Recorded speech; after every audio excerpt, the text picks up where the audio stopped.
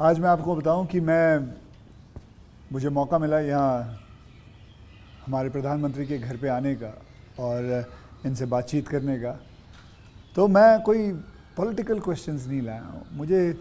मुझे जानना है कि as a person, as a human being, एक इंसान के नाते हमारे जो प्रधानमंत्री हैं वो कैसे हैं, क्या खाते हैं, क्या बातचीत, मतलब उनकी पूरी दिन में जो सब चीज़ें होती हैं, मतलब पॉलिटिक्स को छोड़ के उसके बारे में मैं उनसे जानना चाहूँगा। तो सबसे पहले सर आपका बहुत बहुत धन्यवाद करना चाहता हूँ कि आपने मौका दिया है आपसे बात करने का। मुझे अच्छा लगा कि हम 24 घंटे राजनीति की बातों में ही उलझे रहते हैं, तो आपने हल्की फुल्की बातें और अपॉलिटिकल बातें करने के लिए इच्छा जताई है। मैं नहीं जानता हूँ दर्शकों को कितनी रुचि होगी, लेकिन ज़रूर मैं खुल कर के बातें बताना पसंद करूँगा। नहीं, बहुत लोग बहुत कुछ जानना चाहेंगे आपके बारे में, क्योंकि आपके पर्सनल मतलब जो लाइफ होती है, कि जैसे कि मैं आपको बताऊं, मेरा ड्राइवर है, उसकी बेटी, मैं उसको पूछ रहा था कि बेटे तो अगर नरेंद्र मोदी जी को, हमारे प्रधानमंत्री को कोई क्वेश्चन पूछना चाहेगी तो क्या पूछना चाहेगी? तो कमाल का सवाल उसने पूछा कि क्या हमारे प्रधानमंत्री आम खाते हैं? ये भी उसका क्वेश्चन है कि आम खाते हैं, और अगर खाते हैं तो क्या काट के खाते हैं या ऐसे गुठली के साथ खाते हैं? मतलब होता है ना, वॉश बेसिन के ऊपर खड़े होके गुठली के साथ आम खाना, उसका मजा ही कुछ और होता है। तो मैं जानना चाहूँगा कि आप आम खाते हो सर? एक तो मैं आम खाता भी हूँ और आम खाना मुझे बहुत पसंद भी है। अच्छा। और गुजरात में आम रस की परंपरा भी है। वो तो बहुत। लेकिन जब मैं छोटा था तो वैसे तो कोई आम वाम खरीदना वरीदना तो हमारे लिए कोई उस प्रकार की कोई लग्जरी हमारे फैमिली थी नहीं। लेकिन कभी खेतों में चले जाते थे तो हमारा देश का जो किसान है बड़ा उदार रहता है। कोई खेत में आकर के खाता है तो कभी रोकता नहीं है, चोरी करता है तो रोकता है। तो आम के पेड़ पर जो पकी हुई आम थे वो खाना हमें ज़रा ज़्यादा पसंद था। यानी उतारने के बाद पकाया हुआ नहीं, नेचुरल कोर्स में पका हुआ, और फिर पूरा का पूरा। अच्छा, तब तो ये हाइजीनिक की कोई समझ भी नहीं थी कि धोना चाहिए, टिकना करना, कुछ नहीं समझते थे, ऐसा ही अपना कर लेते थे।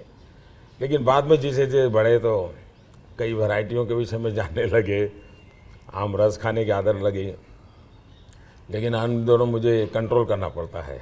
अच्छा, अभी फिलहाल कंट्रोल? अब फिलहाल में मुझे सोचना पड़ता है कि इतना खाऊं या ना खाऊं। नरेंद्र जी, मैं आपसे ये पूछना चाहूँगा कि आपने कभी सोचा था कि आप प्रधानमंत्री बनेंगे? कभी आपने सोचा था? और सोचा भी था तो कौन से साल में, कौन सी उम्र में आपने सोचा था कि मैं इस देश को चलाना चाहूँगा? कभी ऐसा विचार नहीं आया। अच्छा। और सामान्य लोगों के मन में बात गले नहीं उतरती है। शायद जो बन जाते हो सबके जीवन में ऐसा होगा। मैं नहीं मानता हूँ कि यानी कोई एकदम फैमिली ही उसी प्रकार से बैकग्राउंड वाली हो और किसी के मन में इच्छा जगती हो तो बहुत स्वाभाविक है। वरना मेरा जो फैमिली बैकग्राउंड है उसमें तो अगर मुझे कहीं अच्छी सी नौकरी की भी मिल गई होती तो शायद मेरी माँ अड़ोस पड़ोस के लोगों को गुड़ खिला देती कि चलो भाई बेटे को वहाँ नौकरी मिल गई, क्योंकि उससे ज़्यादा हमने तो कुछ सोचा नहीं था, गांव के बाहर कुछ देखा नहीं था। ये तो ऐसे ही यात्रा चल पड़ी और देश मुझे लेता चला गया, तो अपने आप ही बनते चले गए, सब कुछ जिम्मेवारी आती गई। बहुत ही मतलब नेचुरली रहा है इसमें। वैसे मुझे मेरी दृष्टि से, मेरे व्यक्तिगत जीवन की दृष्टि से अननेचुरल लग रहा है। ओके। क्योंकि मेरा बैकग्राउंड, मेरी दुनिया, आज की जो राजनीति का तौर तरीका, उसमें ये सब बैठता ही नहीं जी। मुझे भी आश्चर्य हो रहा है कि देश मुझे इतना प्यार कैसे करता है और इतना सारा क्यों मुझे देता रहता है। जहाँ तक मैंने पढ़ा है आप सन्यासी बनना चाहते थे, या आप सोल्जर या आर्मी में जाना चाहते थे, ऐसा कुछ भी था? ये आपकी बात सही है, ये आपकी बात सही है। बचपन में मेरा एक स्वभाव था किताबें पढ़ना, लाइब्रेरी चला जाता था, तो बड़े बड़े लोगों के जीवन पढ़ना ये शौक़ रहता था। कभी फौज वाले यूनिफॉर्म में निकलते थे तो मुझे बड़ा देखता था, कभी बच्चे की तरह खड़े होकर के सैल्यूट कर देता था, मन करता था कुछ न कुछ। इतने में 1962 का वॉर हो गया, तो हमारे यहाँ से दूर एक महसाना स्टेशन है मेरे गांव से, तो वहाँ स्टेशन पे सब लोग, जो फौज के लोग ट्रेनों में जाते थे, उनका बड़ा सत्कार करते थे, चाय वगैरह, तो मैं भी चला जाता था। तो जाकर के मैं भी वो, तो मुझे बड़ा मज़ा आता था। तो मन पे हो गया कि हाँ, ये देश के लिए जीने मरने वाला रास्ता है। तो कभी उस दिशा में सोचता था। इतने में एक बार मैंने कहीं पढ़ा कि गुजरात में कोई सैनिक स्कूल है, उसमें आप दाखिल हो सकते हैं। तो हमने अपना, अरे उस समय शायद 1 रुपया 2 रुपये से उसका सारा जानकारी मंगवाते थे। अब हमें तो अंग्रेजी आती नहीं थी, तो हमारे मोहल्ले में एक स्कूल के प्रिंसिपल मिस्टर रास विहारी मणियार करके रहते थे, तो मैं उनके पास चला गया। मुझे कभी बड़े व्यक्ति से मिलने से कभी संकोच नहीं होता था, तो ऐसे ही फिर चला गया मैं बाहर। ये बात सही है कि भीतर मन में था, तो मैं रामकृष्ण मिशन में चला गया। एक स्वामी आत्मस्थानंद जी हुआ करते थे, अभी उनका करीब 100 ईयर उम्र में अभी स्वर्गवास हुआ। तो मैं सीएम बना तो मेरे घर उनको फिर बुलाया मैंने, प्रधानमंत्री बना तो उनके यहाँ चला जाता था। अभी कलकत्ते में अस्पताल में थे तो 2-3 बार हो आया था मैं। तो वो बड़ा बहुत मुझे प्यार करते थे, समझाते थे ज़िंदगी क्या है, टिकना क्या है। रामकृष्ण मिशन आश्रम में कुछ समय रखते थे मुझे। विवेकानंद जी जिस कमरे में रहते थे उसमें मुझे घंटों तक बैठने के लिए मौका देते थे। तो ये सारे नए नए अनुभव होने लगे। फिर हिमालय की दुनिया में चल पड़ा, बहुत कुछ भटका, बहुत कुछ घुमा, दुनिया देखी, और ये सब 18-20 साल 22 साल की उम्र में ही करता रहा मैं। लेकिन कुछ कन्फ्यूज़न भी था, कुछ इरादे भी थे, कोई गाइडेंस भी नहीं मिल रहा था, लेकिन मन में सवाल खुद पैदा करता था, जवाब खुद ढूंढता रहता था। ऐसे भटकता भटकता भटकता यहाँ पहुँच गया। तो आपकी लाइफ को मैं अभी आपकी बात मैं सुन रहा हूँ, तो मुझे लगता है अगर आप प्रधानमंत्री नहीं होते तो जिस हिसाब से आप बता रहे हो तो सन्यासी ज़्यादा लगते थे, मतलब सन्यासी बन जाते थे अगर आप। वैसे मैं क्या बनता ये कहना अभी कठिन लग रहा है, क्योंकि जो सोचा नहीं वो बन गया। वो तो हमेशा होता है, मेरे साथ भी। मैं भी आपको अगर एक किस्सा सुनाऊंगा तो मेरे साथ भी ऐसा ही कुछ हुआ है। मैं क्या बनने वाला था, मैं एक मार्शल आर्ट का टीचर बनना चाहता था, कहाँ मैं फिल्मों में आ गया और फिल्मों में आते आते हीरो बन गया। मैं आपसे क्या, हमारे प्रधानमंत्री जी को मैं ये जानना चाहता हूँ, गुस्सा आता है? और मतलब क्योंकि देखिए सबको गुस्सा आता है, आई एम श्योर आपको भी गुस्सा आता है। अगर आता भी है तो उस गुस्से में आप क्या करते हो? वो गुस्सा निकालने के लिए किस पे निकालते हो और कैसे निकालते हो? मेरे लिए ये कभी कोई कहेगा कि मुझे गुस्सा नहीं आता है तो बहुत लोग को सरप्राइज होता है। आपको गुस्सा नहीं आता? मैं बताता हूँ। अच्छा। सरप्राइज होता है। इसलिए ये कहना कि राजी नाराजी गुस्सा ये मनुष्य के स्वभाव के हिस्से हैं। अच्छा। जिंदगी उसके बिना हो नहीं, हर प्रकार की चीज़ें हर के अंदर होती हैं। लेकिन जो मेरा 18-22 साल की ज़िंदगी का जो एक बड़ा तबका था, वहाँ जो मेरी ट्रेनिंग हुई उसमें ऐसी बातें थी जिन लोगों से सीखता था कि आपके जीवन में स्वभाव में ईश्वर ने सब दिया है। अब आपको तय करना है कि जो अच्छी चीज़ है उसको बल देते हुए कैसे बढ़ना। तो फिर ये चीज़ें हैं जो नेगेटिविटी लाती है वो रुकती है। मैं कह सकता हूँ कि मैं इतने लंबे समय तक मुख्यमंत्री रहा, इतने समय तक प्रधानमंत्री रहा, लेकिन चपरासी से लेकर के प्रिंसिपल सेक्रेटरी तक मुझे कभी गुस्सा व्यक्त करने का अवसर नहीं आया, कभी नहीं आया। लेकिन मैं आपको बताऊं, बाहर जो आपकी छवि है वो एक बहुत ही स्ट्रिक्ट एडमिनिस्ट्रेटर के नाम पे है। स्ट्रिक्ट अलग चीज़ है। हाँ। मैं स्ट्रिक्ट हूँ, डिसिप्लिन हूँ, लेकिन मैं किसी को नीचा दिखा करके अपमानित करके काम नहीं करता। मैं उसको प्रेरित करता हूँ। कभी कोई चीज़ है तो मैं खुद हेल्पिंग हैंड के रूप में खड़ा हो जाता हूँ।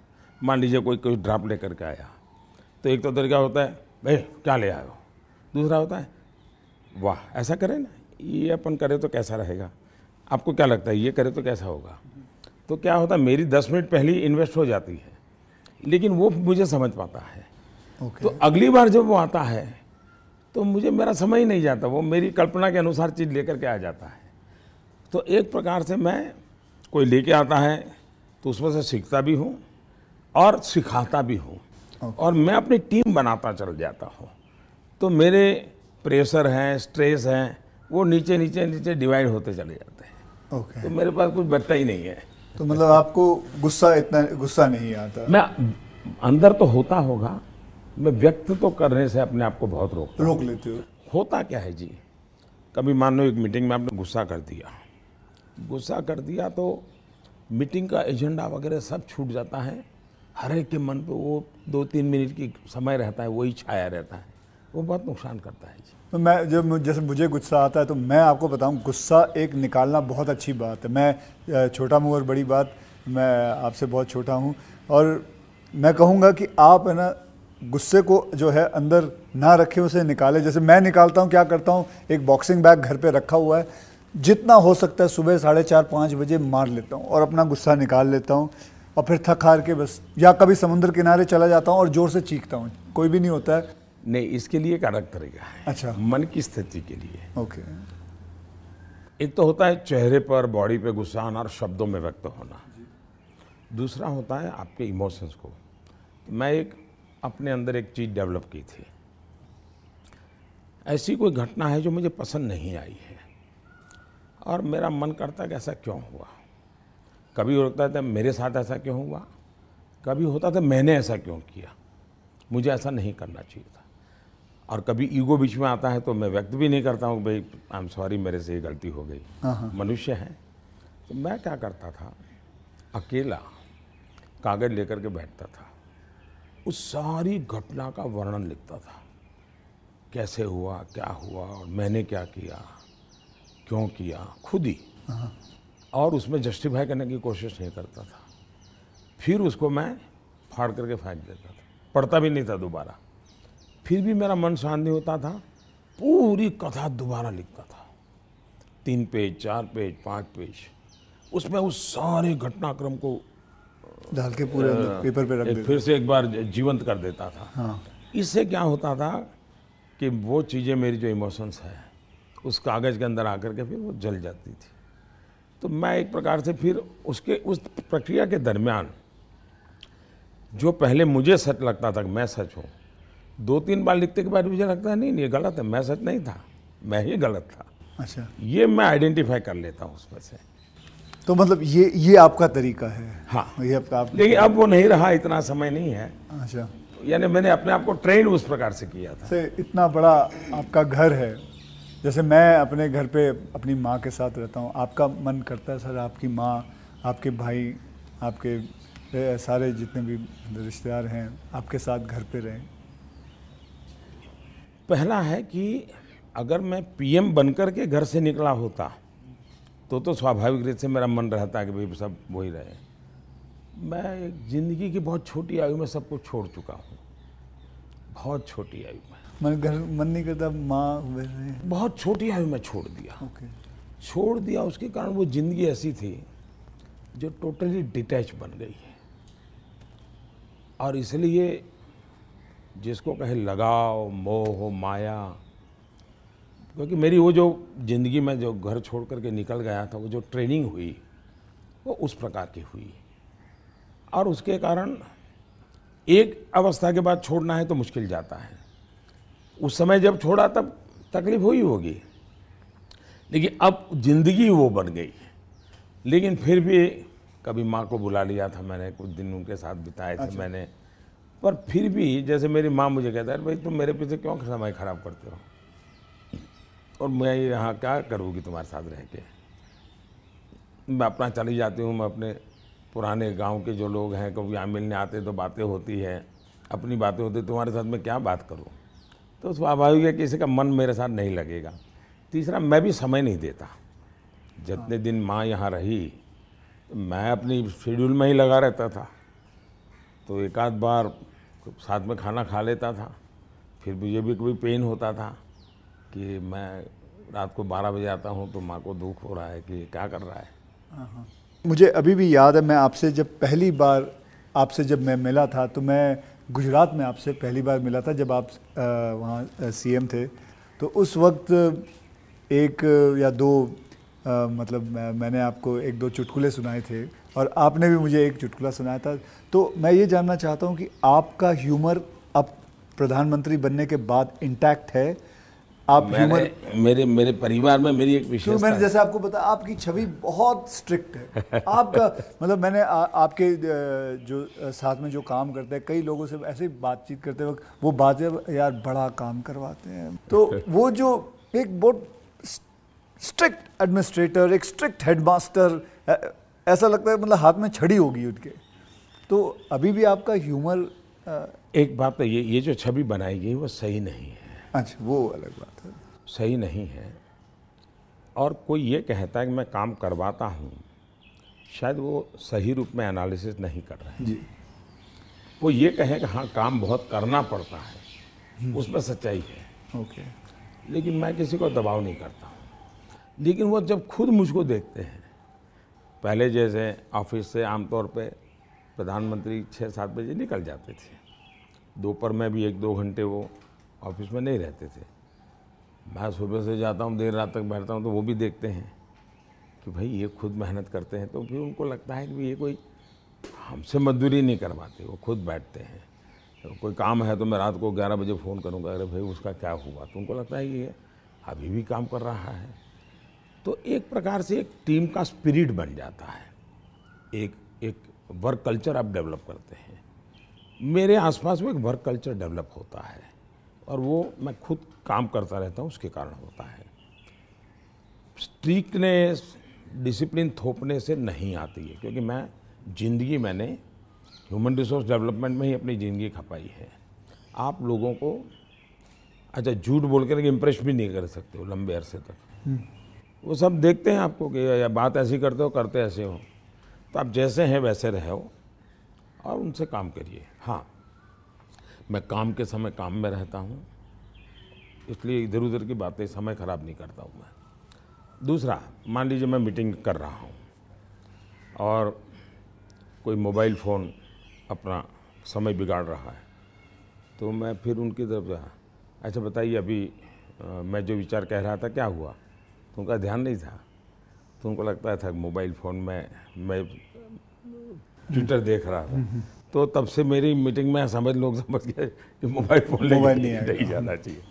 मैं किसी से भी मिलता हूँ, कोई भी व्यक्ति आएगा, मेरा कभी बीच में फ़ोन नहीं आता है जी।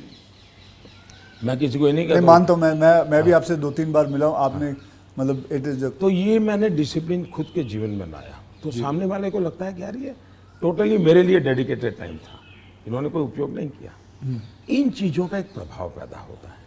जहाँ तक ह्यूमर का सवाल है, मेरे परिवार में हमेशा एक कल्पना थी, कभी पिताजी राजी नाराज़ी हुए हो, कभी छोटी मोटी हो, तो हमेशा मैं पूरे माहौल को एक आधे मिनट में हल्का कर देता था।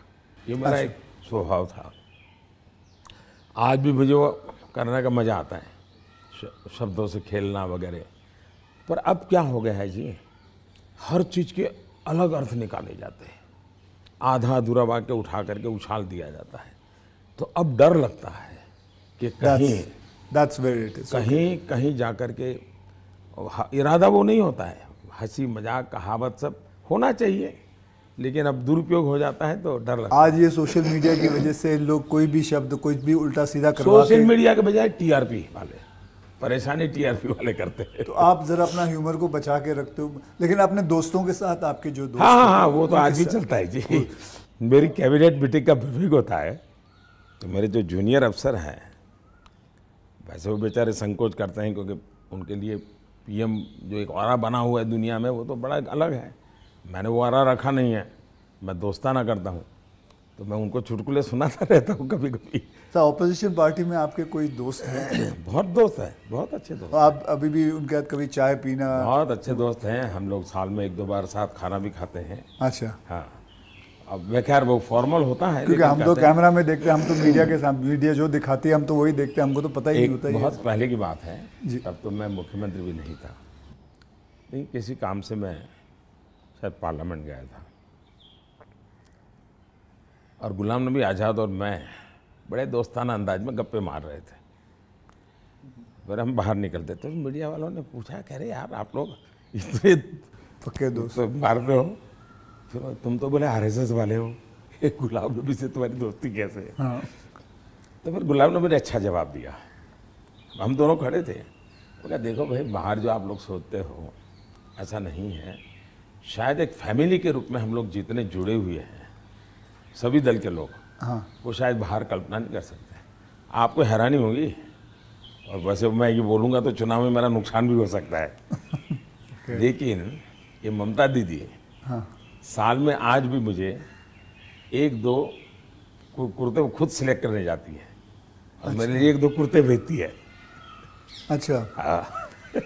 that is something very big to know about. Sir अच्छा, वो मिठाई भी, बांग्लादेश के प्रधानमंत्री हैं शेख हसीना जी, तो मेरा दौरा हुआ तो ऐसे ही बंगाली मिठाइयों की चर्चा चली, तो आज भी वो साल में 3-4 बार कोई न कोई बंगाली नई मिठाई होगी तो स्पेशली ढाका से मुझे भेज देती है। अच्छा, वहाँ से। हाँ, स्पेशली बड़ा आग्रह करके। तो ममता दीदी को पता चला तो वो भी साल में 1-2 बार मेरे लिए कुछ न कुछ बंगाली मिठाई जरूर भेज देती है। मोदी जी, मैं आपसे एक बात जानना चाहूँगा।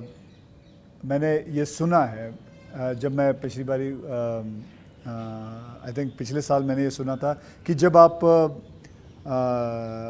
गुजरात के सीएम से आप निकल के आप प्राइम मिनिस्टर जब बने थे, तो आपकी जो जमा पूंजी थी आपके बैंक में करीबन 21 लाख रुपए थे, और वो 21 लाख आपने अपने स्टाफ की बच्चियों के नाम पे एफडी या उनको बांट दिए थे। तो आज मैं जानना चाहूँगा, आप नहीं भी जवाब दे सकते हैं, आज आपका बैंक बैलेंस कितना है?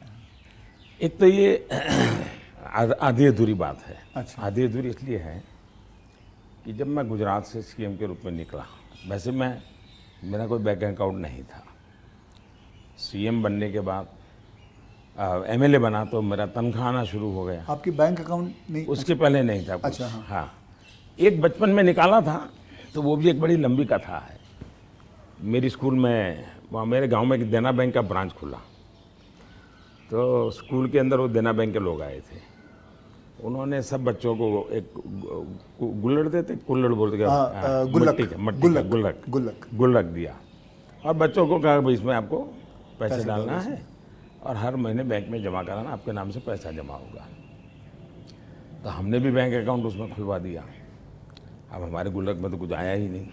अच्छा। आने वाला कुछ था ही नहीं, तो क्या आएगा? तो हम तो कभी पैसा जमा नहीं कराया। अब गांव छोड़ के चले गए हम, बैंक में हमारा अकाउंट बना रहा, तो उनको हर साल वो कैरी फॉरवर्ड करना पड़ता था, लिखा पट्टी करनी पड़ती थी। तो वो मुझे ढूंढते रहते थे कि इसका बैंक अकाउंट बंद करना है, इसको बुलाए कहाँ से। तो शायद 30-32 साल तक वो बना रहा, और उनको कहीं पता चला बाद में कि मैं अब पॉलिटिक्स में हूँ, तो बैंक वाले मेरे पास आए, बोले साहब जरा सिग्नेचर कर दीजिए, आपका एक बचपन का बैंक अकाउंट पड़ा हुआ है, हमको बंद करना है। अच्छा।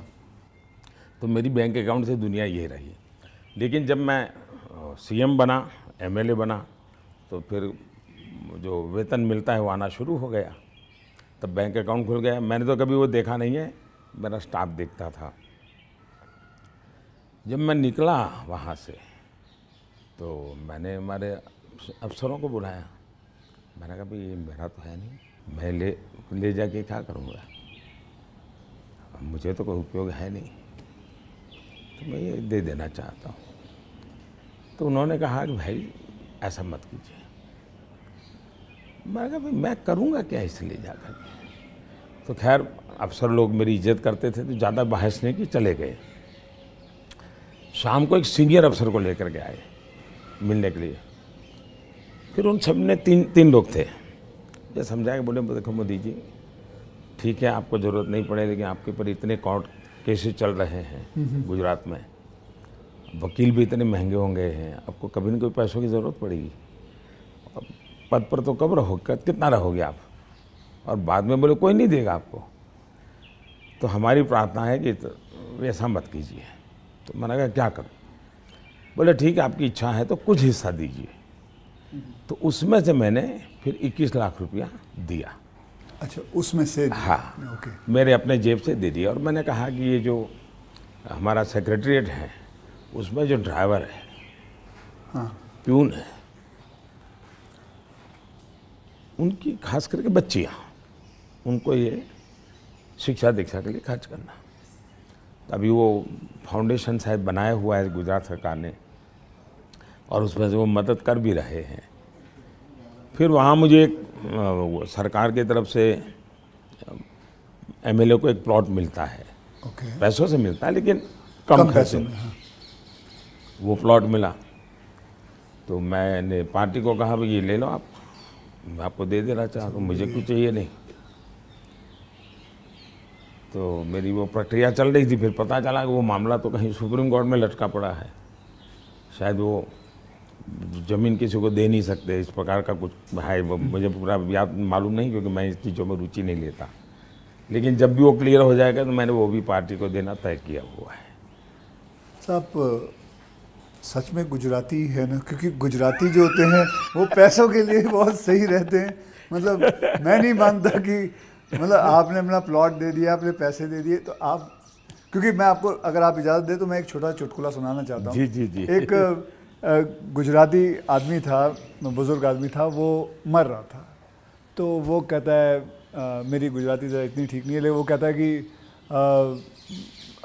मारो दीकरो क्यों छे, मतलब मेरा बेटा तो बेटा अगर डैडी हूँ यहाँ छू, मारी दीकरी क्या छे, डैडी हूँ यहाँ छू, मेरी बीवी कहाँ है, मैं भी यहाँ हूँ, आप तीनों यहाँ हैं तो दुकान पे कौन है?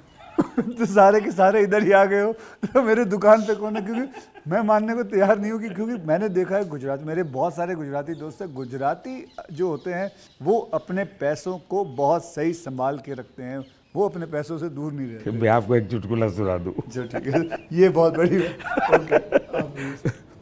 हमारे यहाँ चुटकुला चलता है कि एक बार प्लेटफॉर्म पर ट्रेन आई, रेलवे ट्रेन में। हाँ। तो ऊपर ही बर्थ पे कोई पैसेंजर सोया हुआ था। तो उसने देखा स्टेशन आया, तो उसने खिड़की में आवाज़ लगा के बाहर किसी को पूछा कि भाई कौन सा स्टेशन आया। तो उसने कहा 4 आना दोगे तो जवाब दूंगा। तो बोले जवाब की जरूरत नहीं, अहमदाबाद होगा। समझ गया मैं, बिल्कुल। तो ये बिल्कुल बात सही एक है। और एक बताता हूँ। ये किसी की आलोचना करने के लिए नहीं है, लेकिन कोई भी अर्थ निकाल सकता है, और ये सत्य घटना में से बना हुआ चुटकुला है। बहुत साल पहले, वैसे मेरी जिंदगी ऐसी थी, ये हाफ स्लीव का कुर्ता और पैजामा, जूते और थैला, यही से मैं रेलवे में भटकता रहता था, और दाढ़ी रहती थी। तो मैं पुणे स्टेशन पे उतरा। अच्छा। और कोई मेरे पास ज़्यादा सामान तो था नहीं, मेरा एक वो झोला था, एक अखबार था हाथ में। तो मैं पैदल चला जा रहा था, मुझे पुणे में आरएसएस दफ्तर में जाना था। तो मैं पैदल ही जा रहा था। तो एक ऑटो रिक्शा वाला धीरे धीरे धीरे धीरे साथ चलता गया। फिर करीब 100-200 मीटर गया होगा, और उसने, मेरा ध्यान गया, मैं कहीं ऐसे कैसे चला रहा हो स्लोली मेरी स्पीड से। मैंने कहा भाई आपकी ऑटो रिक्शा खराब है, क्या प्रॉब्लम है आपका? तो उसने कहा साहब आप नहीं बैठोगे? मैंने कहा क्यों, मैं तो पैदल जा रहा हूँ। तो बोले आप समाजवादी हैं? मैं कहा नहीं, मैं तो अहमदाबादी हूँ। हाँ। तो मैंने कहा क्यों समाजवादी क्यों? ये बोले समाजवादी लोग, बोले हमारे पुणे के समाजवादी जो लोग हैं वो स्टेशन में पब्लिक के सामने ऑटो रिक्शा में नहीं बैठते हैं, दूर जाके गुपचुप बैठ जाते हैं। ऐसा क्यों? लोगों को इम्प्रेशन रहे कि वो मेहनत करते हैं, सादगी वाले हैं। ओके, अच्छा। तो बोले मुझे भी लगा शायद आप समाजवादी हैं, तो औरों की तरह आप भी थोड़ी देर के बाद बैठ जाओगे। तो बोले इसलिए मैं चल रहा था। तो जब उसने मुझे पूछा आप समाजवादी हो, तो मेरा तुरंत जवाब था मैं अहमदाबादी हूँ। आइए सर, एक थोड़ा चलते चलते बात करें आपसे। सर, आपसे मैं पूछना चाहता हूँ कि अगर आपको कभी एक अलादीन का चिराग मिल जाए और जिन कहे कि आपके 3 विशेस हैं, तो वो आपके 3 विशेस क्या होंगे? देखिए, अलाउद्दीन चिराग मुझे मिल जाए और सचमुच में उसके पास ताकत होगी, जी। तो मैं उसे कहूँगा कि तुम जितने भी ये समाजशास्त्री हैं या जो एजुकेशनलिस्ट हो, उनके दिमाग में भर दो कि भावी पीढ़ी को ये अलाउद्दीन चिराग वाली कथा सुनाना बंद करें कि ऐसा कोई अलाउद्दीन होता है और वो इच्छाएं पूरी करता है। मैंने कहा उसको मेहनत करना सिखाओ। मैं कभी एक्सपेक्ट नहीं कर रहा था आप ये जवाब दोगे। मुझे लगा आप कोई 3 विशेस आप सोचोगे कि क्या है 3 विशेस, लेकिन ये एक बहुत ही सही तरीका है। आलसपना जो होता है वो यही चीज़ों से आता है। यार, आई विश मुझे ये मिल जाए, बैठे बैठे मिल जाए। तो ये जो आपने जो किया हुआ है, ये जो कहा हुआ है, बिल्कुल सही कहा हुआ है। ये मूलतः बाहर से आया हुआ चिंतन है जी, मैंने रिसर्च नहीं किया है। हाँ हाँ, ये हमारे यहाँ मूल चिंतन ऐसे नहीं है। मूल चिंतन तो हमारे यहाँ परिश्रम का है जी। हमारे यहाँ ये नहीं है कि भाई ऐसे ही कुछ आकर के कोई दे देगा, ऐसा नहीं है जी। एक ना एक दिन तो सभी को रिटायर होना होता है, आपको भी रिटायर होना पड़ेगा। तो आपने कभी पोस्ट रिटायरमेंट प्लान सोचा है कि आपने जब ये सब कुछ ख़त्म हो जाएगा, मतलब आप पॉलिटिक्स से संन्यास ले लेंगे, तो आपके आगे जाके आपने क्या करना है? एक बड़ा पोस्ट इंटरेस्टिंग रिटायरमेंट। चीज़ बताता हूँ आपको। जी। हम लोगों की एक मीटिंग थी इनर सर्कल की। अटल जी थे, आडवाणी जी थे, राजमाता सिंधिया जी थी, जी। सिकंदर बख्त साहब थे, प्रमोद महाजन भी थे, और उसमें सबसे छोटी आयु का मैं रहता था। तो बातें चली, उसमें से ऐसे ही अभी मीटिंग शुरू होना बाकी था, ऐसे गप्पे चल पड़े कि भाई रिटायरमेंट के बाद क्या करेंगे। तो सबने कुछ न कुछ अपना बताया। प्रमोद महाजन इसको बड़ा लोगों को खुद करके निकालते थे। अच्छा, प्रमोद जी की व्यक्तित्व की विशेषता थी, उनका जीवन बड़ा विविधताओं से भरा था। अनेक प्रकार की एक्टिविटी से वो अपने आप को जोड़े रखते थे। मुझे पूछा, मैंने कहा भाई मेरे लिए तो बड़ा कठिन है, क्योंकि मुझे कुछ नहीं आता है। मैंने कभी इस सारी चीज़ों में सोचा ही नहीं। मैंने तो जब जो जिम्मेवारी मिले उसी को जिंदगी माना है।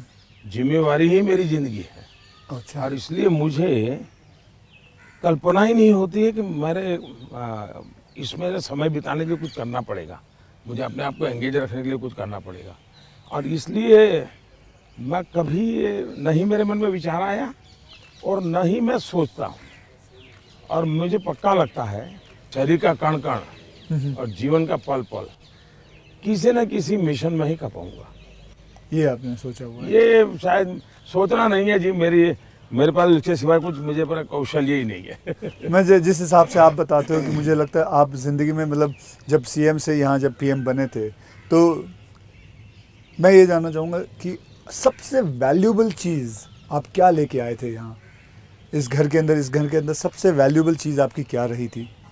अगर मैं, वैसे ये पूरी बातचीत आपने पहले ही मुझे कहा कि मैं तो कोई राजनीति की चर्चा करना नहीं चाहता, नहीं। लेकिन कुछ मात्रा में मैं ये कह सकता हूँ कि प्रधानमंत्री बनते समय शायद और प्रधानमंत्रियों को ये बेनिफिट नहीं मिला है जो मुझे मिला है। देश में इतने प्रधानमंत्री हो गए जी। इतने प्रधानमंत्रियों को ये बेनिफिट नहीं मिला है जो मुझे मिला है। वो ये है कि मैं लंबे अरसे तक मुख्यमंत्री रह के आया हूँ और मैं गुजरात का लॉन्गेस्ट सर्विंग चीफ मिनिस्टर था। चीफ मिनिस्टर होने के नाते आपको बारीकियों से जुड़ना पड़ता है, बारीकियों से काम करना पड़ता है। आपको इश्यू आपके सामने सीधे आते हैं, सॉल्यूशन आपको सीधा करना पड़ता है। ये तजुर्बा शायद मेरे पहले के किसी प्रधानमंत्री को नहीं मिला। इतना सद्भाग्य नहीं मिला। देवगौड़ा साहब मुख्यमंत्री रहे थे, लेकिन बहुत अल्पकाल के लिए। मैं बहुत लंबा रहा हूँ। मैं समझता हूँ कि इसने मुझे देश की सेवा करने के लिए बहुत बड़ी संबल दिया, बहुत बड़ी ताकत दी है। ये मैं अपना एक मान सकता हूँ कि वहाँ से मैं लेकर के आया, ये जो देश के काम आ रहा है। आप जैसे मैं जानता हूँ, जैसे मैं आपके एक स्टाफ मेंबर से भी बात कर रहा था, आप 3 या 4 साढ़े 3 घंटे ही सोते हैं। मतलब 7 घंटे तो सोना एक अमूमन एक शरीर को चाहिए चाहिए, आप 3.5 घंटे ही सोते हो, 4 घंटे ये सोते बात आपकी सही है। मेरे जो जितने मेरे साथी हैं, मेरे जानने वाले लोग हैं, या हमारे जो अब सरकार में आया हूँ तो डॉक्टर भी रहते हैं, उन सबका मेरे से एक ही आग्रह रहता है कि मेरी नींद में बढ़ाऊं। राष्ट्रपति ओबामा जब मुझे मिले तो वो भी सबसे पहले मेरे से इसी के में उलझ गए। बोले मोदी जी क्यों ऐसा करते हैं आप? बोले मैं, हम दोनों अच्छे दोस्त हैं जी। तू तारी करके बुलाते हैं एक दूसरे को। तो तू ऐसा क्यों करता है जी? तुझे आज पता नहीं है, ये तेरा नशा है काम का, तुम करते रहोगे लेकिन तुम अपना नुकसान कर रहे हो। और वो जब भी मिलते हैं कि तुम मेरी बात मानते हो कि नहीं मानते हो, कि नींद बढ़ाई कि नहीं बढ़ाई। अब पता नहीं मेरा एक बॉडी साइकिल ऐसा हो गया है। मतलब आपको नींद आती ही नहीं है 3.5-4 घंटे के बाद? नहीं, नींद जो है मेरी इतने कम समय में पूरी हो जाती है। स्ट्रेस की वजह से तो आप उठ नहीं जाते हो कि अब मुझे काम करना है? नहीं, मैं इतना नॉर्मली देखा है आपने कि कोई भी व्यक्ति उठता है तो हाथ पैर इधर उधर करता है, आंखें ऐसे ऐसे करता है। मेरा कुछ नहीं, आंख खुलती है, फ्रिक्शन ऑफ सेकंड मेरा पैर जमीन पे होता है, मैं उठ जाता हूँ उससे। उठता मैंने बिस्तर पे उठता वैसा नहीं, बिस्तर से भी बाहर होता हूँ मैं। अब ये हो सकता है वो मेरी जो 18-22 साल के कालखंड में जिस जिंदगी को मैं जी रहा था जी, उसमें से शायद ये डेवलप हुआ है। अब वो मेरे शरीर का वो हिस्सा बन गया है। तो अच्छा। लेकिन मैं, जैसा आपने कहा रिटायर्ड होने के बाद क्या करोगे, तो पहला काम मैं नींद कैसे बढ़ाऊं, हाँ। इस पर सोचूंगा। कहाँ बैठोगे? आ जाओ। आज आपके सारे कागज पड़े हैं। कोई बात नहीं, आ जाओ। तो आपको कभी, मैं ये जानना चाहूँगा, वैसे कई लोग जानना चाहेंगे कि नरेंद्र मोदी जी को जब जुकाम लगता है तो वो क्या लेते हैं? आप हैरान होंगे, मैं बहुत ही, फिर वही कहूँगा, मैं ऐसी कठिन जिंदगी जी करके आया हूँ। तो डॉक्टर क्या होता है, ये महंगी दवाइयाँ क्या होती हैं, सोफिस्टिकेटेड क्या होता है, वो सब आप आयुर्वेदिक पे बहुत विश्वास करते हैं? मैं बताता हूँ। आयुर्वेद के बजाय कैसी जिंदगी है। अब आप जब पहाड़ चढ़ते हैं तो पैर तो दर्द करते ही हैं, कितनी आदि हो, लेकिन ऊंचाइयों पर जाते हो तो अब जो अकेला इंसान है वो क्या करेगा? मालिश वालिश वाले को तो कुछ नहीं करा ऐसे सकता, वैसे किसी तो को होते नहीं है, क्या फिजियोथेरेपी नहीं करा सकता, हाँ। मसाज नहीं करवा सकता। अब मैं क्या करता था जी, मेरे कंधे पे हमेशा एक ये जो असम का गमछा होता है ना, हाँ। ये गमछा मेरे पास रहता था ऐसा। तो मैं जैसे उसको ऐसे पैर पे बांध देता था पूरा, और बीच में एक छोटी लकड़ी तोड़ करके पैर से लगा देता था। फिर इसको मैं कर्व करता था। अच्छा। तो प्रेशर आता था, ऐसा पूरे बॉडी को मैं अपना मसाज खुद ऐसा तरीका रखता था मैं। तो ऐसी चीज़ें मैं इवॉल्व करता था अपने लिए। मैं बहुत साल पहले कैलाश यात्रा पे गया था पैदल। टोटल यात्रा करीब 1000 किलोमीटर का था, पैदल गया। कुछ और भी लोग थे, बड़े धनी लोग भी वहाँ कभी कभी यात्रा में आते थे। अब बहुत बड़े बड़े महंगे वो चमड़ी बचाने के लिए सब लेकर के आए हुए थे। मेरे पास तो कुछ था, मेरे पास कैस्टर ऑयल था, और वो भी रॉ, सीधा वो घानी से निकाला हुआ। तो उसकी स्मेल भी बहुत ख़राब होती है, तो मैं उसी को लगाता था। अब ये लोग 5वें-6ठे दिन मुंह नहीं धो सकते थे क्योंकि उनकी चमड़ी जल करके चीर करके लटक गई थी। तो वो बड़े परेशान रहते थे। और मुझे कुछ नहीं होता था, बड़ा मैं तेज तर्रार रहता था। तो मुझे पूछने लगे कि आप क्या करते हो? मैंने कहा कुछ नहीं भाई, कैस्टर ऑयल लगाता हूँ मैं। तो रात को हम जब पहाड़ चढ़ करके रात्रि मुकाम होता था, ये मेरे पास आ जाते थे। हर कोई एक एक बूंद कैस्ट्रोल पे से ले जाता था। जुकाम होता है तो मैं गर्म पानी पूरा समय पीता हूँ। गर्म पानी, गर्म पानी, उसमें दूसरा कोई शहद या कुछ? कुछ नहीं, सिंपल गर्म पानी। दूसरा, हो सके तो फास्टिंग करता हूँ। अच्छा। फास्टिंग यानी एकदम से सिवाय पानी कुछ नहीं, एक दो दिन 24 घंटे 48 घंटे, ज़्यादा नहीं करना पड़ता। तीसरा, ये सरसों का तेल होता है, उसको थोड़ा गर्म करके रात को 2-3 बूंद डाल देता हूँ। जलन बहुत होती है, लेकिन ये मेरा 1-2 दिन में क्लियर कर देता है। तो ऐसे ही जीने की आदत है। मैं कुछ चीज़ें करता हूँ, वो मैं पूछना चाहूँगा आपसे। मैंने चीज़ फॉलो की है जिसको कहते हैं कि 7-12-5 × 40, यानी 7 बजे मैं ब्रेकफास्ट कर लेता हूँ, 12 बजे मैं अपना लंच खा लेता हूँ और 5 बजे डिनर खा लेता हूँ। और × 40 यानी कि जब भी एक गस्सा खाता हूँ उसे 40 बार चबाना है। तो ये मैंने अपने शास्त्रों में पढ़ा है, कई लोगों से बात की है, तो आप इससे सहमत हैं? बिल्कुल सहमत हूँ, और ये बिल्कुल सही रास्ता आपने चुना हुआ है। हमारे देश में मूल आदत यही है। हाँ, ये वेस्टर्न जो वर्ल्ड आया, उसने फिर धीरे धीरे इसमें ये बदलाव किया कि लोग, वरना हमारा किसान आज भी गांव में सूर्यास्त के पहले, चीनी लेना सर? मैं नहीं लेता जी, नहीं, सूर्यास्त के पहले थैंक यू, खाना खा लेता है। और दिन में भी आपने देखा होगा, किसान सुबह एक प्रकार से, वो किसको आप नाश्ता कहते हैं, लेकिन एक्चुअली उसका वो लंच जैसा ही होता है। हाँ, वो काफ़ी मात्रा में बड़े बड़े रोटी और सब्जी या चटनी कुछ लेकर के खेत चला जाता है। दिन में थोड़ा सा लेकर के उसकी पत्नी सर पे कुछ रख करके जाती है। वो पूरा भोजन नहीं होता है, हाँ, हाँ। थोड़ा होता है। ये आज भी हमारे देश में परंपरा है ये।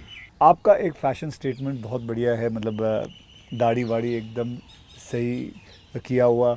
और मतलब कभी कभी मैं देखता हूँ आप हाफ स्लीव कुर्ता पहनते हैं, ज़्यादा करके हाफ स्लीव कुर्ता पहनते हैं। तो ये जो फैशन, ये जो है, ये जो आपकी जो शेविंग और ये सब, क्या ये मतलब फैशन जो है ये आपने खुद ने किया है या आपने किसी को? आपने बहुत अच्छा सवाल पूछा। जैसे मैं बहुत स्ट्रीक हूँ, गुस्सा करता हूँ, ये जो एक छवि बनाई गई है, वैसे दूसरी छवि मेरे इन कपड़ों की दुनिया को लेकर के बनाई गई है। दरअसल क्या है, मैं छोटी बैग में मेरी ज़िंदगी थी और मैं ट्रैवलिंग करता रहता था। जी, आपने बताया झोले में। और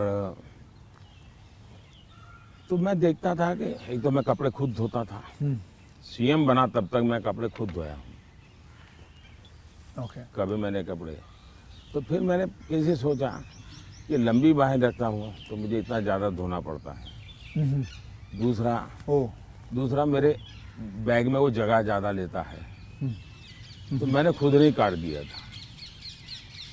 अच्छा, वो जगह ज़्यादा लेता है इसलिए आपने इसको मैंने काट दिया था। ओके। अब वो बात, वो फैशन बढ़ गया जी। ये बात सही है कि मैं ढंग से रहना, ये मेरी प्रकृति थी। शायद एक कारण ये भी था कि गरीबी के कारण कभी कभी इन्फीरियरिटी फील होती थी लोगों के बीच में। तो उसको ओवरकम करने के लिए शायद साइकोलॉजी पढ़ी होगी बचपन में, ऐसा मुझे लगता है। तो मैं क्या करता था, अब हमारे घर में वो प्रेस करने के लिए कुछ था नहीं, तो मैं ये बर्तन का जो लोटा रहता है उसमें कोयला भर देता था, गर्म कोयला, और उसी से कपड़ों को प्रेस करता था और पहन के जाता था। लेकिन जूते नहीं थे। तो मेरे एक मामा एक दिन आए घर पे, तो पता नहीं उनका मन कर गया, तो उन्होंने मेरे लिए जूते ला दिए। तो एक कैनवास के सफ़ेद जूते हैं ना जी, हाँ, छोटे से, शायद उस समय तो 8-10 रुपये मिलते होंगे, वो ले आए। तो मैंने देखा थोड़े दिन में तो गंदे होना शुरू हो गए। तो मैं क्या करता था, क्लासरूम में सब बच्चे चले जाते थे, मैं रुका रहता था, और टीचर जो ब्लैक बोर्ड पे लिखता है ना, तो बाद में जो छोटा चॉपस्टिक का टुकड़ा रह जाता है वो ऐसे ही फेंक देता है। हाँ हाँ हाँ हाँ हाँ। तो मैं उसको इकट्ठा करता था, वो चॉपस्टिक के टुकड़े, वो ले आता था और हर दिन सुबह चॉपस्टिक जूतों पे लगा देता था। हाँ हाँ हाँ, मैं समझ गया। और डेली ये मैंने कई बार आपसे मिला हूँ, आप घड़ी जो है हाँ।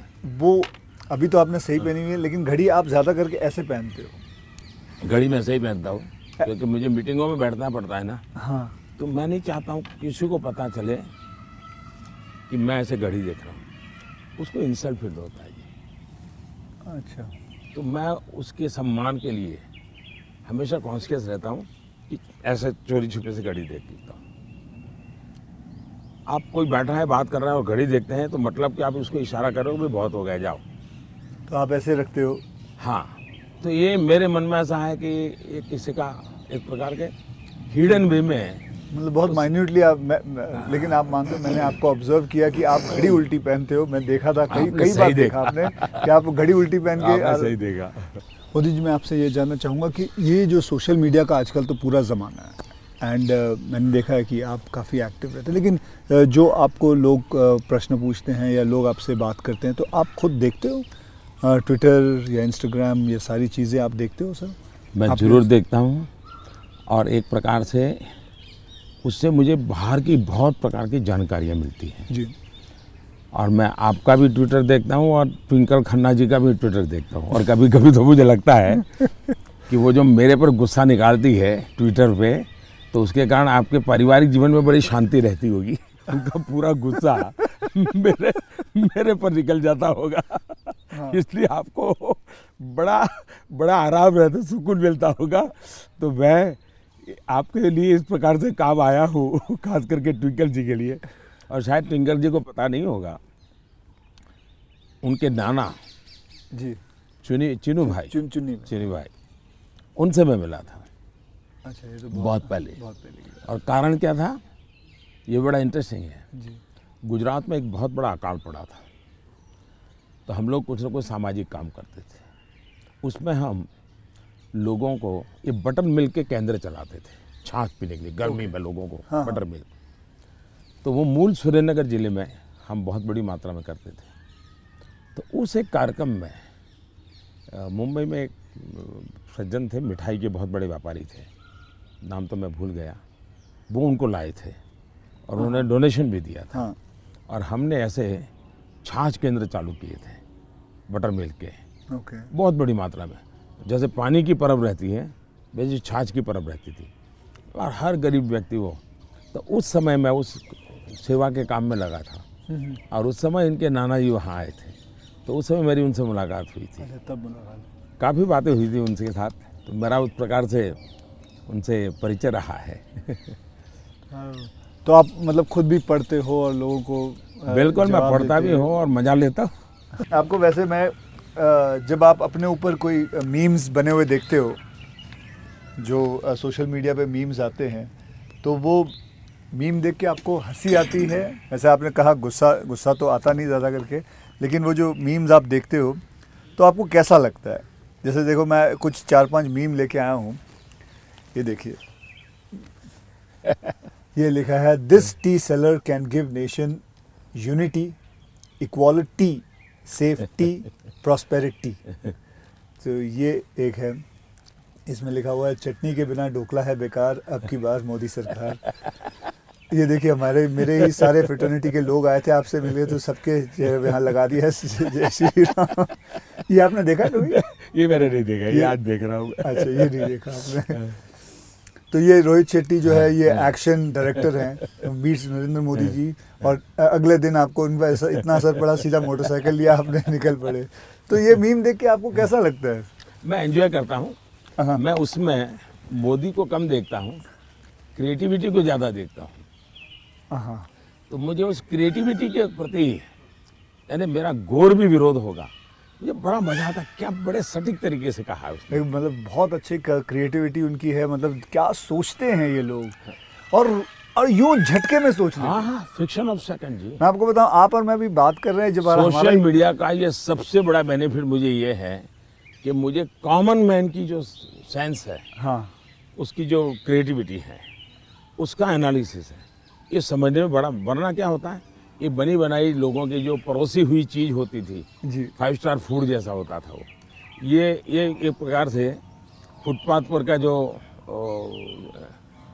चने चबेने और पकौड़ा होता है, हाँ हाँ, वैसा सोशल मीडिया का मटेरियल होता है। फिनिश नहीं होता, लेकिन उसमें से आपको सच्चाई हाथ लग जाती है। मैं तो ये वेट कर रहा हूँ जब ये आएगा तो इसके ऊपर भी बड़े मीम्स बनेंगे। हाँ, इसके ऊपर भी बड़े मीम्स बनेंगे। तो आप तो खैर तैयार है। मैं मुझे मेरे लिए पहली बार होगा ये, मतलब। कुछ लोग होते हैं इंटेंशन से आपको चुभे इसलिए करते हैं, जी जानबूझ करके। उस समय आपने अपने आप को संतुलित रखने से उसके सारे इरादे फेल हो जाते हैं हाँ हाँ और वो उसकी नींद हराम कर देते हैं। अगर आप उसको रिएक्ट करते हैं, रिस्पॉन्ड करते हैं, तो उसको मजा आ जाता है। लेकिन देखा छोड़ दिया तो उसकी नींद खराब है। मैंने इतनी मेहनत की, इतना मोदी जी के बाल नोचने वाली चीज की, मोदी को कोई हो ही नहीं रहा है, तो वो परेशान हो जाता। हाँ, फिर वो अपना बंद भी कर देता है थोड़ी देर बाद। ये भी बात सही है। बस सर, आपसे बात करके मुझे बहुत बहुत मज़ा आता है। आपसे मैं 2-3 बार पहले भी मिल चुका हूँ और आज मुझे मौका मिला है आपसे वार्तालाप करने का, आपसे बातचीत करने का। तो बहुत अच्छा लगता है as a human being, and not as a prime minister, as a human being.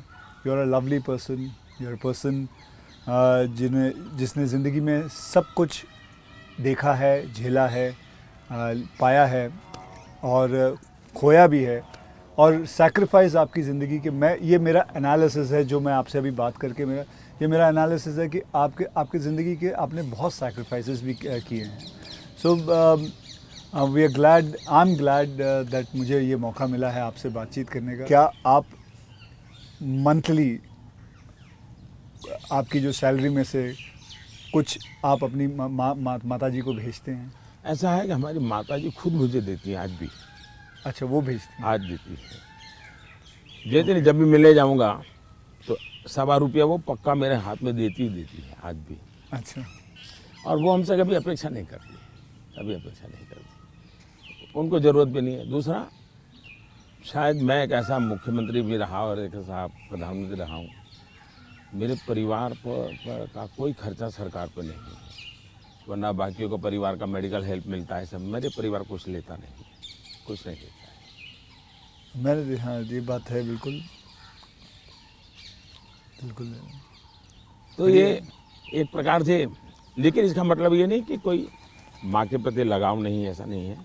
लेकिन जीवन ही ऐसा बन गया है कि मैंने अपने आप परिवार, पूरा देश को अपना परिवार बना लिया है। इसी में लगा रहता हूँ, यही काम करता रहता हूँ। मोदी जी, मैं ये जानना चाहूँगा कि आपको, मतलब बचपन में ऐसा कौन सा खेल था जो आप खेलते थे? मैं बचपन में संघ की शाखाओं में जाता था। अच्छा। संघ की शाखाओं में बड़े अच्छे वैज्ञानिक खेल होते हैं। अच्छा। बड़े वैज्ञानिक, जिसमें टीम स्पिरिट आए, जिसमें जैसे एक खेल होता है, ये सब सर्कल में बैठते हैं, फिर जो ये हमारा लीडर होता है वो पूछता है कि आपकी राइट साइड पे जो बैठा है उसकी एक क्वालिटी बताओ। ओके। अब है तो खेल, लेकिन आपको उसके कारण कॉन्शियसनेस आता है कि हाँ भाई, दूसरे के गुणों को देखना चाहिए। अब खेलते खेलते ही डेवलपमेंट होता है इंसान का। और इसलिए मुझे बचपन में संघ की शाखाओं में खेलों के द्वारा टीम स्पिरिट क्या होती है, रिस्पॉन्सिबिलिटी शेयर करना क्या होता है, ये खेल है संघ में। बहुत बढ़िया खेल है, वो परंपरागत खेल है, कोई संघ वालों ने ढूंढे ऐसा मैं नहीं कह रहा हूँ। ये बहुत बहुत काम आते हैं। दूसरा, मैं योगा से ज़्यादा जुड़ गया, फिजिकल एक्टिविटी के रूप में कहे तो। लेकिन मैं इंडिविजुअल खेल के बजाय ग्रुप वाले खेल को हमेशा पसंद करता रहा, क्योंकि वो एक प्रकार से आपके व्यक्तित्व को अलग से डेवलप करते हैं।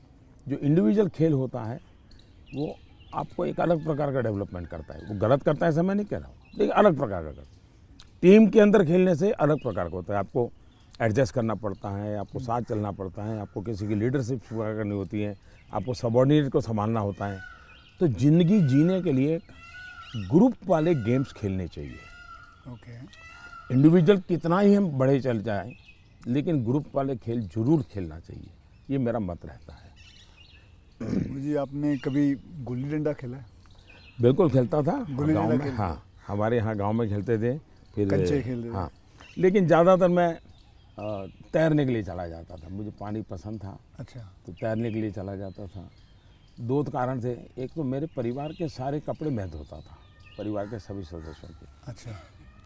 तो तालाब में ही पानी था, तो हम तालाब में चले जाते थे, तो उसके कारण स्वाभाविक मेरा स्विमिंग सीख गया, तो मैं बहुत घंटों तक स्विमिंग कर लेता था। हाँ। तो मेरे शरीर के जो अगर मूलभूत कहें कि डेवलपमेंट, बॉडी डेवलपमेंट जिसको कहें, वो शायद स्विमिंग से हुआ है। वो गांव वाला स्विमिंग जो जी समझ गया। अपने गांव में तालाबों में, नहर हो गई, तालाब हो गया वहाँ हाँ, की। उसी में। मुझे अभी याद है जब आपका मैंने एक यूनाइटेड नेशन में एक पहली जो स्पीच देखी थी आपकी, आई थिंक 2014 में दी थी। मैं प्रधानमंत्री बना और सितंबर में गया था, सितंबर में गए थे। तो आपने जब आपने इतने सारे स्पीचेस दिए हैं हिंदुस्तान में, तो वो आपका पहला स्पीच था जो वर्ल्ड वाइड पूरी दुनिया। तो वर यू नर्वस? क्या मेरे प्रधानमंत्री नरेंद्र मोदी जी नर्वस थे उस दिन? मेरा प्रॉब्लम ओवर कॉन्फिडेंस का है। अच्छा, उल्टा था? उल्टा था। और हुआ क्या कि मैंने मन में सोचा था कि ये मेरा फ्रेमवर्क रहेगा बोलने का। जब जहाज़ में यहाँ से जा रहा था, हमारे अफसरों ने मुझे ब्रीफिंग भी किया था। जब मैं अमेरिका पहुँचा तो हमारी फॉरेन मिनिस्टर सुषमा जी, उनकी मीटिंगें ज़्यादा होती थी, तो उनको पहले जाना पड़ता है, तो पहले गई हुई थी। तो पहुंचने के बाद ही मेरा कोई दूसरे दिन कार्यक्रम था, तो मेरा नेचर है, मैं होटल से उतरता हूं तो पहले मीटिंग ही कर लेता हूं। तो ब्रीफिंग के लिए सब बैठे थे, तो सुषमा जी ने पूछा कि साहब आपका भाषण वगैरह, मैंने कहा कर लेंगे, क्या है।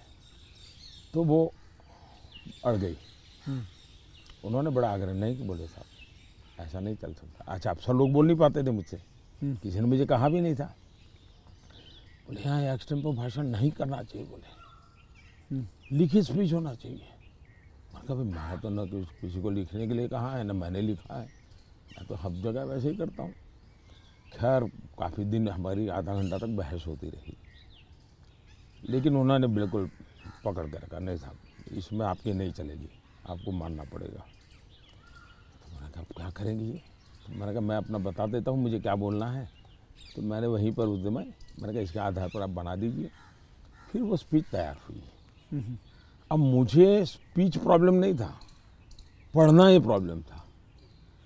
मतलब पढ़ना यानी पढ़ कर के बोलना, वो मैंने कभी आपको देखा मुझे नहीं। बहुत दिक्कत होती है जी, बहुत दिक्कत होती है।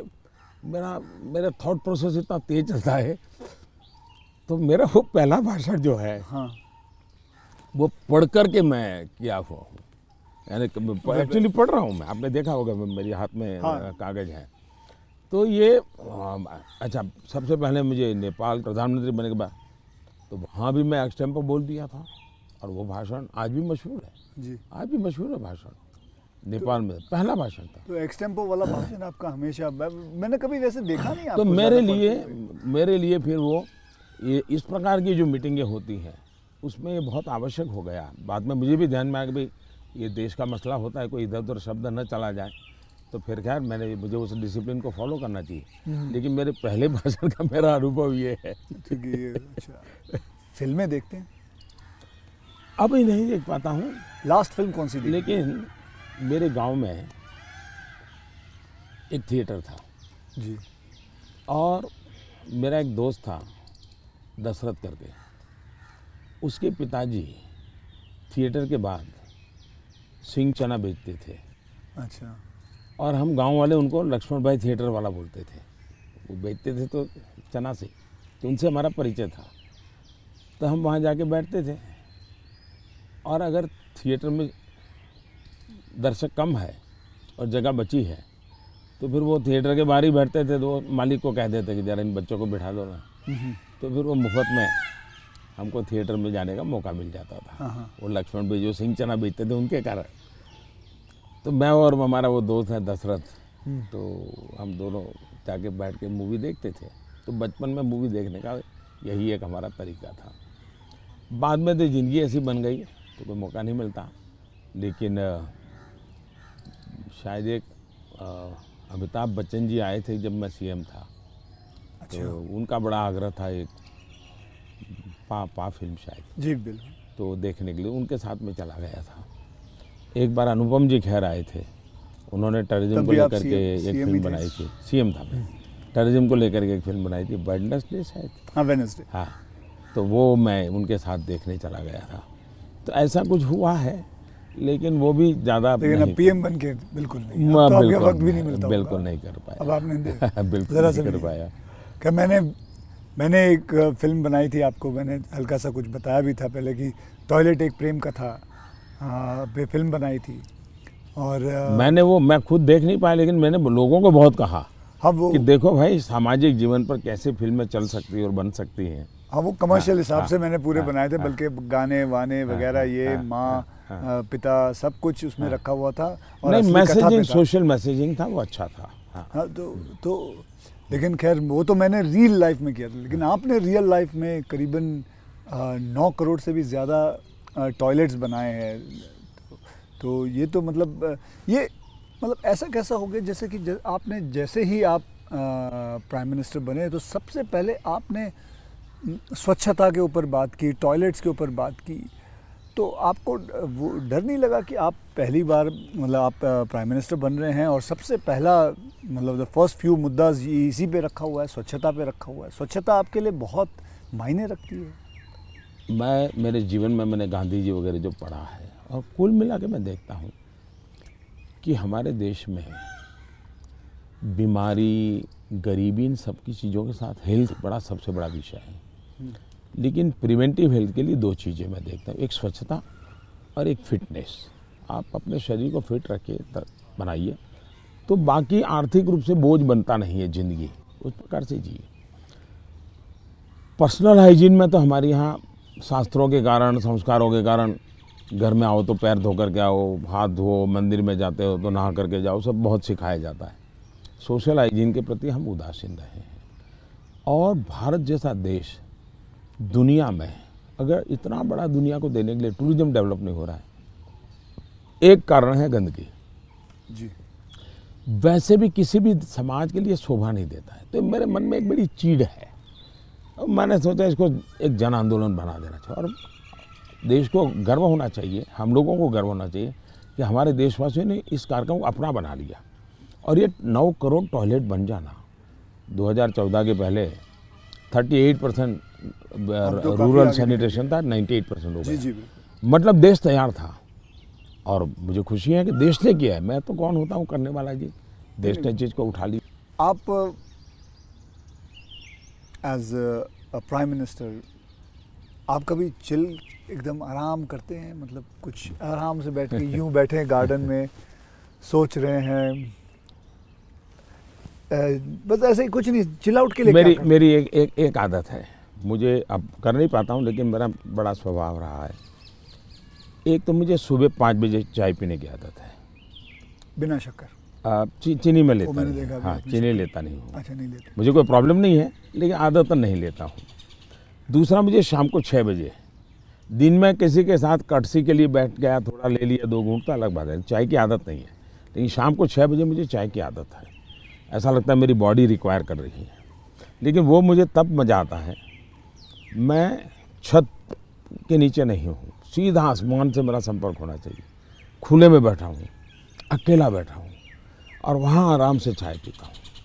ये मुझे बहुत पसंद आता है। और वो जगह कौन सी है? यहाँ भी मैं कर लेता हूँ, और मेरे ऑफिस के उसमें भी कर लेता हूँ। अच्छा। लेकिन जो साउथ ब्लॉक का ऑफिस है वहाँ संभव नहीं है। वहाँ तो एकदम से वो बंद कमरा है। लेकिन ये मेरी पसंद की जगह काम है। दूसरा, एक चीज़ मैंने बहुत की थी, और जो जैसा आपने कहा रिटायरमेंट के बाद क्या करोगे, तो उस काम को ज़्यादा करूँगा। पहले मैं रेगुलर करता था, मैं कभी दिवाली नहीं मनाता था जी। अच्छा। नहीं, मैं दिवाली में 4-5 दिन कहीं चला जाता था, और 5 दिन के लिए मेरी जो रिक्वायरमेंट रहती थी, पानी वगैरह वो साथ ले लेता था, और वो भी मैं उठा के ले जाकर उतना ही। और मैं पहले रिसर्च करके रखता था, कहीं जंगलों में कोई जहाँ इंसान न हो, लेकिन पीने के लिए शुद्ध पानी अवेलेबल हो, ऐसी जगह ढूंढता था, और वहाँ जाके मैं रहता था। कभी पेड़ के नीचे, क्या कोई खंडहर कोई मिल गया तो उसमें पड़ा रहता था। अच्छा उस समय मेरे तो टीवी वगैरह तो थे ही नहीं, रेडियो भी मैं साथ नहीं रखता था, ना अखबार न कुछ नहीं, कागज पेन भी नहीं, किताब भी नहीं, कुछ नहीं। और 5 दिन मैं ऐसे ही अकेला रहता था, प्रकृति को देखना। एक प्रकार से मेरा वो कार्यक्रम का नाम था मैं मुझसे मिलने जाता हूँ। ओके, मैं मुझसे मिलने जाता हूँ, ऐसा ही मेरा, वो मेरी ज़िंदगी में बहुत बड़ी ताकत देने वाली चीज़ है। तो कई वर्षों तक अब नहीं कर पाता हूँ, अब तो क्या SPG वगैरह ऐसा कवर हो गया है, ज़िंदगी अलग हो जाती है, लेकिन बहुत सालों तक मैंने नहीं किया है और मैं उससे बहुत ताकत पाता था। और जो विचार आए आने देता था, किसी विचार को टिकना है तो टिकना, कुछ लिखता भी नहीं था, ऐसे ही रहता था। तो यही मेरा एक तरीका रहता था। आपका और मेरे में कॉमन यही है कि आप चाय बेचते थे और मैं जी वेटर था। दोनों के आप और मेरे में ये भी है कि हम दोनों के कोई गॉडफादर नहीं थे, हम अपनी ज़िंदगी अपने टर्म्स और कंडीशंस पे बनाई है बस। तो ये रहा है बस। जब मैं चाय बेचता था बहुत कुछ सीखने को मिला मुझे, बहुत लोगों से मिलने का मौका मिलता था, हर एक के स्वभाव को समझता था। बिना कारण जो चाय पीने वाला है गुस्सा करता था, डांट देता था, तो इन चीज़ों को सीखने में बहुत काम आया। लेकिन एक चीज़ मैंने बहुत मज़ेदार है मेरी ज़िंदगी की, मैं जब लोगों से हिंदी में बात करता हूँ तो बहुत सरप्राइज करते मुझे। हमारे सिकंदर बख्त साहब थे बीजेपी के लीडर जी, वो मुझे हमेशा कह रहे हैं, आप मोदी तू इतनी बढ़िया हिंदी कैसे बोल लेता है, तू तो बोले गुज्जू है, ये तेरा मुरारजी, वो दोस्ताना है तो बहुत बढ़िया आयु के थे, बोले तेरा मुरारजी इतने साल तक यहाँ रहा लेकिन उसको हिंदी बोलना नहीं आता है, ऐसा मुझे। तो उसका कारण ये था कि मैं चाय बेचता था तो मेरे गांव में ये जो ट्रेनें तो बहुत कम आती थी, लेकिन ये जो मालगाड़ी होती है जो माल ढोती है वो ज़्यादा आती थी। और मुंबई में जो भैंसों का तबेले रहते हैं उसके जो दूध बेचने वाले लोग हैं वो क्या करते हैं, दूध जब भैंस देती है तब तक मुंबई में रखते हैं, बाद में वो गांव में आके छोड़ देते हैं। वो भैंसों को लाना ले जाना एक बड़ा कारोबार चलता था। तो वो आते थे और वो बेचारे घास वास उसी में भरते थे, उसी में रहते थे और भैंसों को ले जाते थे। एक व्यक्ति आएगा तो 3-4 दिन रहना पड़ता था। हम उनको चाय चाहिए, हम चाय देते थे। उनसे बातें करते करते मैं हिंदी सीख गया। अच्छा, फिर वो क्या करते थे, अपना म्यूजिक की कुछ चीज़ें ले आते थे, तो शाम को वो चौपाइयाँ वोपाइयाँ अपना भजन कीर्तन करते रहते, तो मैं कभी जाके बैठ जाता था। तो मुझे उसके कारण नॉर्थ के कल्चर से परिचय आया। तो एक प्रकार से चाय ने मुझे ये लैंग्वेज सिखा दी। तो आप ये जो सॉन्ग की बात आई, आप कभी कोई हिंदी गाना गुनगुनाते हो अकेले में? गुनगुनाना तो नहीं होता है, लेकिन मैं जब चाहता तो मेरे मन पे जो कुछ गीत है, ज्योति कलश छल के या ये पवन वेग से उड़ने वाले घोड़े, ऐसे जो गीत थे बहुत पुराने, तो बहुत अच्छे लगते थे। आज के कोई गाने नहीं गुनगुनाते? आज तो पता ही नहीं मुझे, आज तो पता ही नहीं मुझे आपसे बात करके चलिए देश के लोगों के लिए काम आएगा कुछ बातें नहीं ये बहुत सारी चीज़ें काम में आएंगी, इसमें बहुत सारी चीज़ें। लेकिन मुझे अच्छा ये लगा कि ये चुनावी आपाधापी तू मैमे के बीच ये भी एक कुछ पल होता है। तो जो आप पूछते हैं ना कैसे रिलैक्स होते हो, ये भी तरीका है रिलैक्स होने का। बहुत रिलीफ रहेगा।